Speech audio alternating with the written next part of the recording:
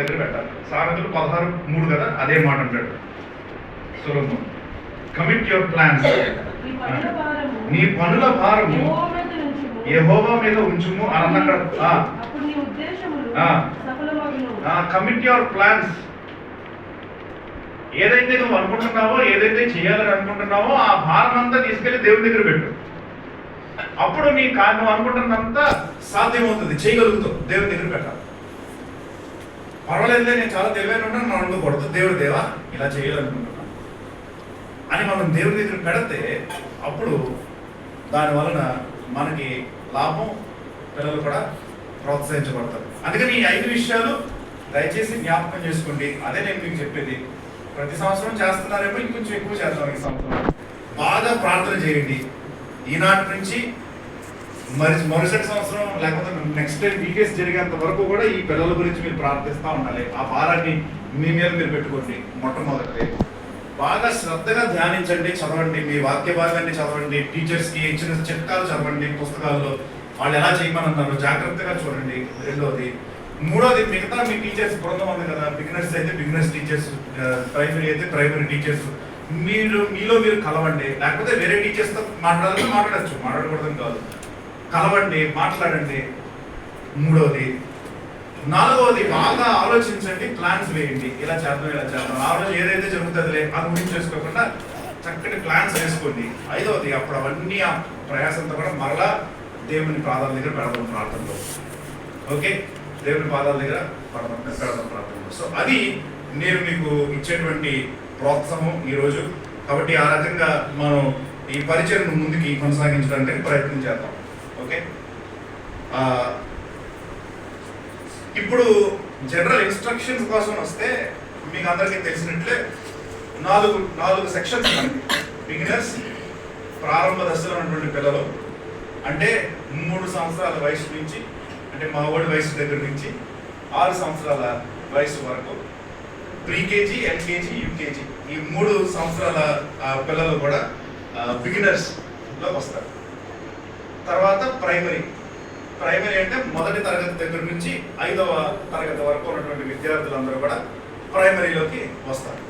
తర్వాత జూనియర్స్, 6వ తరగతి నుంచి 9వ తరగతి వరకు ఉన్న వాళ్ళంతా కూడా జూనియర్స్లో వస్తారు. సీనియర్స్ ఎవరంటే 10th, junior inter, senior inter, ఈ 3 సంవత్సరాలు ఉన్నవాళ్ళు సీనియర్స్ కింద వస్తారు.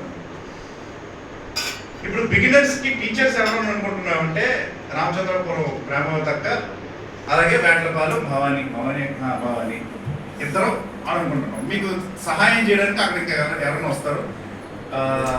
రామచంద్రపురం నుంచి మరి మహానయం వాళ్ళు కూడా ఆ గ్రూప్లోనే వేయచ్చు అనుకుంటున్నారు. అది రాలేదు కాబట్టి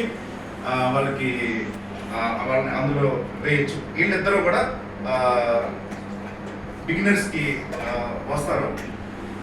కాబట్టి మీకు టెక్స్ట్ బుక్స్ అయ్యింది తర్వాత ఇస్తాను. తర్వాత ప్రైమరీ స్టూడెంట్స్కి టీచర్స్ ఎవరు అనుకున్నామంటే హెనా, రామచంద్రపురం, తర్వాత భాగ్య, తర్వాత సునీతక్క, తర్వాత విజయ్.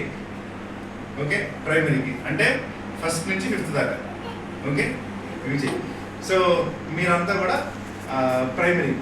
ఓకే, తర్వాత జూనియర్స్కి ఎవరు అనుకుంటున్నామంటే సత్యోదక్క, వేటలపాలెం సత్యోదక్క, తర్వాత సత్యాక్క, వేటలపాలెం, తర్వాత కృపా కూడా జూనియర్ కేసాం. ఓకే, తర్వాత కిరణ్, నీకు కూడా మరి టీచింగ్ అనుభవం వచ్చింది కాబట్టి ఒక సంవత్సరం అంతా మరి నిన్ను జూనియర్కి వేసాం. తర్వాత రామచంద్రపురం వేణి, తర్వాత రాజేశ్వరి, ఉమా వస్తారని చెప్పింది కాబట్టి మీరంతా జూనియర్స్ గ్రూప్లో. సీనియర్స్ అనిల్ అన్న, సాగర్ అన్న, శాంతి అక్క. ఎవరన్నా మిస్ అయ్యారా నేను టీచర్స్ని? ఎవరు వస్తానన్నారా? ఓకే, జయరాజ్ గారు వస్తే అప్పుడు చూద్దాం మరి ఏదో ఒక అంటే లెసన్ ఇవ్వడం వస్తుంది. అంటే మరి 3 రోజులు ఉంటారా? ఉంటారన్నారా? రావాల్సిందే ఈరోజు.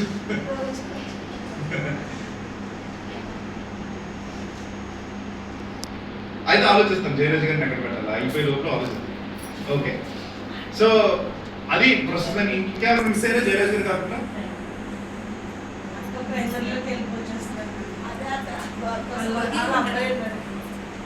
ప్రైమరీయా? మనకు జూనియర్స్ టీచర్స్ తక్కువ. అందుకని ఆ,